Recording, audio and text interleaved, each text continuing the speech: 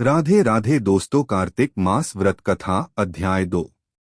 नमस्कार मेरे प्यारे भक्तों, आज हम आपको सुनाने जा रहे हैं कार्तिक मास की दूसरी अध्याय की व्रत कथा। एक ऐसी कथा जो पुण्य, भक्ति और मोक्ष का मार्ग प्रशस्त करती है।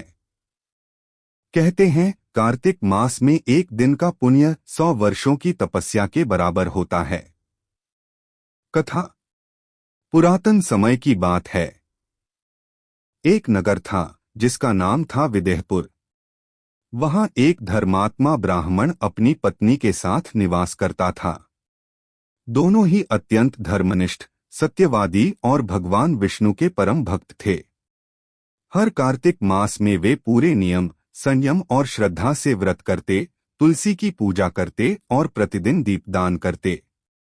एक बार की बात है, कार्तिक मास आरंभ होने से कुछ दिन पहले उस ब्राह्मण की पत्नी को स्वप्न में एक दिव्य स्त्री ने दर्शन दिए। उन्होंने कहा, साध्वी, इस बार का कार्तिक मास तुम्हारे लिए विशेष होगा। भगवान स्वयं तुम्हारी परीक्षा लेंगे। सत्य पर अडिग रहना, नियमों का पालन करना, चाहे कैसी भी विपत्ति आए। सुबह होते ही ब्राह्मण पत्नी ने अपने पति को स्वप्न की सारी बात बताई। ब्राह्मण ने कहा, देवी, यह हमारे लिए सौभाग्य की बात है। भगवान जब परीक्षा लेते हैं तब हमें उन्हें अपना सच्चा भक्त सिद्ध करना चाहिए। हम व्रत, दान, स्नान और भक्ति में कोई कमी नहीं आने देंगे। कार्तिक मास का पहला दिन आया। उन्होंने गंगा स्नान किया, तुलसी पूजन किया, दीपदान किया और व्रत रखा। दूसरे दिन एक वृद्ध महिला भिक्षा मांगते हुए उनके द्वार पर आई। ब्राह्मण पत्नी ने झटपट अन्न, वस्त्र और दीपक दान में दे दिए।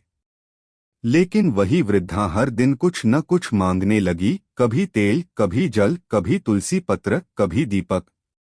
धीरे धीरे उनका घर खाली होने लगा। ब्राह्मण चिंतित हुए, पर उनकी पत्नी ने कहा, जब तक कार्तिक मास है तब तक दान पुण्य बंद नहीं होगा। जो भी दरवाजे पर आएगा उसे कुछ न कुछ देकर ही विदा करेंगे। आखिरकार कार्तिक मास की पूर्णिमा का दिन आया।